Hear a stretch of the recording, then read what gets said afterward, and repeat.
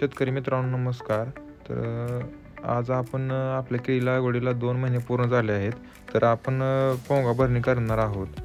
या पोंगा भरणीमध्ये आपण NPK अल्ट्रा, झायम 500 ml आणि एनर्जी एक्सेल नावाचे बायोस्टिम्युलंट आणि आमेजेटी नावाचे ह्युमिक फुलविक ऑर्गॅनिक कार्बन असणारे टॉनिक घेणार आहोत.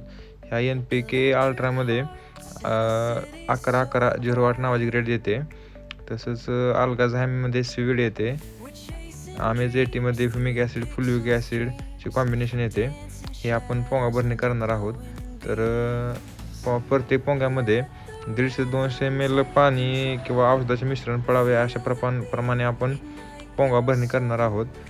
या पोंगा भरणी घेण्यामागे उद्देश म्हणजे पानातलं अंतर भरपूर निघावं आणि पानं रुंद मोठी आणि सशक्त काळोखी राहावी व तसेच थंडीमध्ये येणारा ट्रेस वगैरे रोपांना येऊ नये यासाठी आपण ही पोंगा भरणी घेत आहोत. या पोंगा भरणीचा आपल्याला निश्चितच फायदा होणार आहे. तर आपली केळी 2 महिने किंवा 2.5-3 महिन्याची असेल तर ही पोंगा भरणी करून घ्यावी.